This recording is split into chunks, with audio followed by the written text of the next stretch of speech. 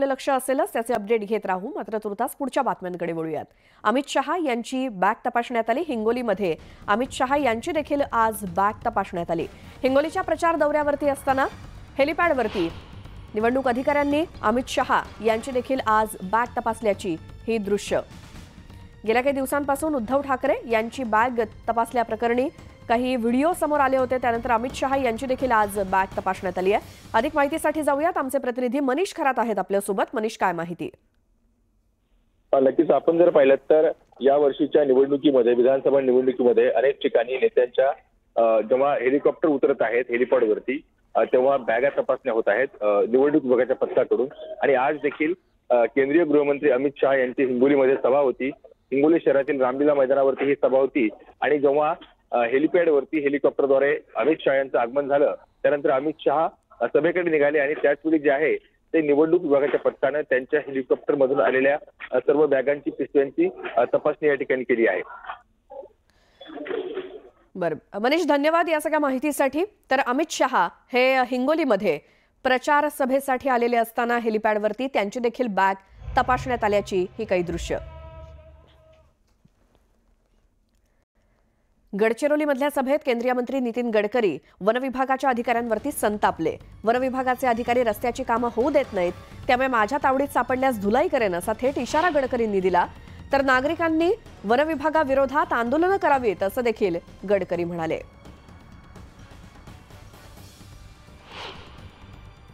गडचिरोली जिल्ह्याला जसं वन आणि खनिज संपत्ती ॲसेट आहे, तसे हे फॉरेस्टचे अधिकारी जे आहे ते झारीतले शुक्राचार्य आहे. हे माझ्या हातात अजून सापडले नाही, आणि जेव्हा सापडतील तेव्हा यांची चांगली धुलाई केल्याशिवाय मी राहणार नाही. तुमच्या गरिबीला आणि भूकमरीला आणि बेरोजगारीला जे आयुष्यात एक झाड लावत नाही ते कामच होऊ देत नाही. आणि म्हणून हे काम त्यांनी अडवून ठेवलं, टेंडर काढलं, कामं दिली. फॉरेस्ट आणि वाईल्ड लाईफमुळे अनेक अडचणी तयार केल्या. आणि त्यामुळे तुम्हाला जर आंदोलन करायचं असेल तर या अधिकाऱ्याच्या विरुद्ध पहिले करा. भाजपचे खासदार उदयनराजेंनी काँग्रेसचे ज्येष्ठ नेते पृथ्वीराज चव्हाणांवर जोरदार टीका केली. पृथ्वीराज चव्हाणांच्या घरात 60 वर्ष सत्ता आहे, तरीही विकास झाला नाही असा आरोप उदयनराजेंनी केला. ऐन उमेदीच्या काळात जे जमलं नाही ते काम आता चव्हाणांना जमणार नाही असा टोला देखील उदयनराजेंनी लगावला. कराडमधल्या प्रचार सभेतून उदयनराजेंनी काँग्रेसवर देखील जोरदार हल्लाबोल केला.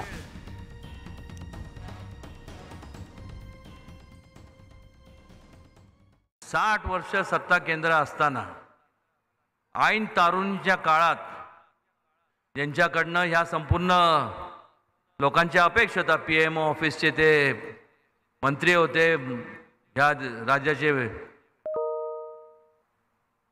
मुख्यमंत्री होते, लोकांना वाटलं, अपेक्षा होत्या की यांच्याकडनं काहीतरी मोठ्या प्रमाणात विकास घडल. पण 60 वर्षाचा जाऊन सुद्धा ह्या संपूर्ण कराड शहर तर लांब राहिलं, पण संपूर्ण सातारा जिल्हा सुद्धा दुर्लक्षित राहिला.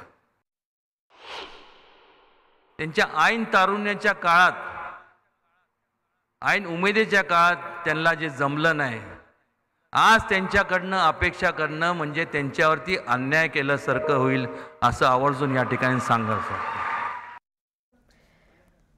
तर कराडमध्ये महायुतीची सभा पार पडली. यावेळी देवेंद्र फडणवीसांनी पृथ्वीराज चव्हाणांवर सडकून टीका केली. पृथ्वीराज बाबा विधानसभेचं मटेरियल नसून ते आंतरराष्ट्रीय मटेरियल असल्याचा टोला त्यांनी लगावला. कराड दक्षिणमधनं अतुल भोसले मोठ्या मताधिक्यानं निवडून येतील असा विश्वास त्यांनी व्यक्त केला. दरम्यान फडणवीसांनी शरद पवार आणि पृथ्वीराज चव्हाणांमध्ये झालेल्या जुन्या वादावर सुद्धा भाष्य केलं. आजची ही सभा कराड दक्षिणच्या परिवर्तनाची सभा आहे. तुम्ही हे लक्षातच घेतलं नाही इतके वर्ष. पृथ्वीराज बाबा हे विधानसभेचं मटेरियलच नाही आहे.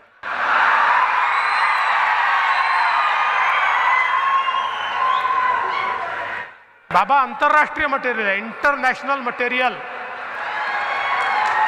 तुम्ही आपलं त्यांना इथेच अडवून ठेवता, विधानसभेत जा, विधानसभेत जा, विधानसभेत जा.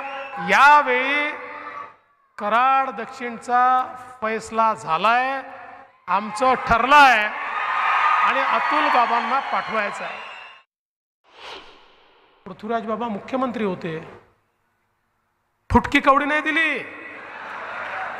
आणि अतुल बाबांनी एका झटक्यात, कारण अतुल बाबाचे आणि आमचे संबंध असे आहे की आमची पेन, आमच्या पेनला लकवा कधी मारतच नाही.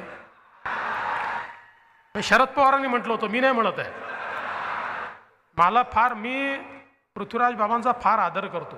हे शरद पवारांनी म्हटलं होतं की यांच्या पेनला लकवा मारतो. आमच्या पेनला लकवा मारतच नाही. आणि मी तुम्हाला आजच सांगतो, अतुल बाबा करता तर आमची पेन नॉनस्टॉप आहे. एक छोटासा ब्रेक घेऊन आपण लगेच परत येऊया. तुम्ही पाहत राहा न्यूज 18 लोकमत.